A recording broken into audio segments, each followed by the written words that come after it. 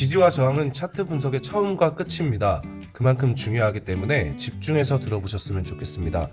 우리가 어디서 매수를 한다 그러면 어느 가격대를 지지하는 걸 확인하고 진입했을 겁니다. 손절도 어느 가격대를 이탈하면 손절할 것이고 반대로 쭉 올라오면 입절을 할 겁니다. 그러면 어느 시점에 입절하고 손절할 건지 매수하고 손절하고 매도하는데 중요한 기준을 제공하는 게 바로 이 지지와 저항입니다. 그래서 오늘은 지지와 저항에 대해서 알아보겠습니다. 안녕하세요, 차트킹 황프로입니다. 영상 시청하시기 전에 구독과 좋아요 부탁드립니다. 자세한 내용은 더보기란 참조하여 카카오톡 1:1 문의 또는 고객센터로 연락 주시기 바랍니다. 어떤 원리에 의해서 저항을 받게 되는지 매매하는 각 주체별로 알아보겠습니다. 매수자, 관망자, 매도자 입장에서 알아볼 수 있는데 주체별로 어떤 심리가 작용되는지 어떤 생각의 차이가 있는지를 알아야 우리가 차트 분석을 제대로 할 수 있습니다. 자, 그럼 1번 가격대에서 어떤 심리가 작용하는지 한번 알아보겠습니다. 첫 번째로 1번 가격대에서의 매수자 입장에서 볼 때 1번 가격대의 고점 A, B, C, D가 있다고 할 때 B, C, D 영역에서는 매수하는 사람들이 별로 없습니다.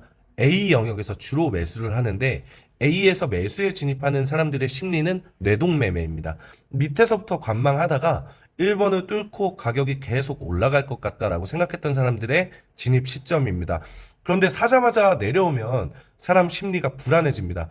고점에 물리는 게 아닌가 하는 생각이 계속 들게 되는데 그 시간 동안 엄청 불안함에 지속되다가 다시 1번 가격대를 터치할 때 본전에서라도 팔고 싶다. 심리가 작용합니다. 그래서 B, C, D 지점에서는 주로 매도를 하게 됩니다. 그래서 1번 가격대에서는 매수자가 적다라고 할 수 있습니다. B 지점에서 다시 하락이 나오면 이제 학습이 되어 있기 때문에 그래서 다시 C 영역이 오면 저항을 받을 것이다. 이렇게 학습이 되어 있기 때문에 매도 물량이 점점 나오게 됩니다.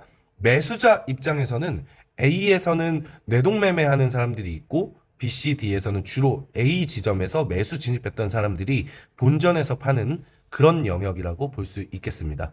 그러면 관망자 입장에서 보면 전고점에서 저항을 받으면서 다시 하락하고 2번 지점에서 다시 상승하고 이걸 몇 번 왔다 갔다 하면서 차트가 박스 형태로 가고 있다는 걸 학습했기 때문에 굳이 이 영역에서 진입하지 않고 있다가 아래든 위든 돌파가 되면 진입하려고 계속 기다릴 겁니다.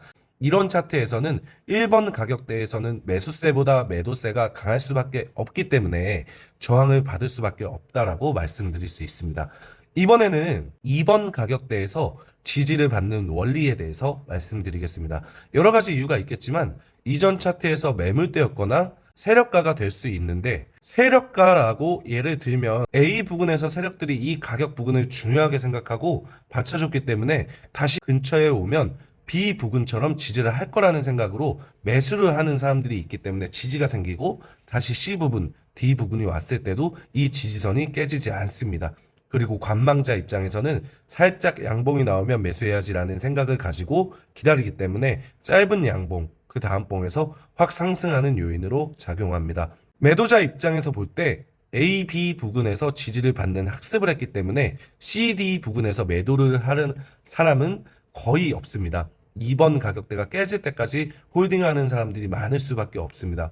그래서 2번 가격대에서는 매도보다는 매수세가 강할 수밖에 없기 때문에 지지를 받을 수밖에 없습니다. 그러면 1번 가격대를 돌파하고 올라가서 P 부근에서는 뇌동매매로 매수하는 사람들이 대부분이고 관망자는 샀어야 되는데 기회를 놓쳐서 이러지도 못하고 저러지도 못하는 사람들이 많고 1번이나 2번 가격에서 샀었던 사람들은 대부분 차익 실현 욕구 때문에 익절하는 사람들이 많습니다. 그래서 어느 정도 돌파하고 난 후 가격이 올라간 P 부근에서는 매도세가 강해지면서 조정을 받는 겁니다. 매도세가 강해지다가 1번 저항 구간까지 하락하게 되면 S 부근까지 오는데 S 부근에서는 매물대에서 매수 진입한 매수자는 P 지점에서 익절을 못했다는 생각에 홀딩하거나 재매수, 추매해서 더 크게 익절하려는 심리가 강합니다. 관망하고 있던 사람들은 이번에는 기회를 놓치지 말아야지 하는 생각 때문에 매수하는 심리, 매물대에서 익절했던 사람들은 더 크게 익절할 수 있었던 기회를 놓쳤기 때문에 S 부근에서는 다시 기회가 생겼다라는 심리 때문에 매수하는 사람이 많아지고 이 부근에는 매도자가 적습니다. 그래서 추세대로 다시 매수세가 강해지는 현상이 나옵니다. 그럼 다음 시간에는 실전 차트에서 이번 시간에 배운 지지와 저항으로 어떻게 입절하고 손절하는지에 대해 자세히 알려드리겠습니다.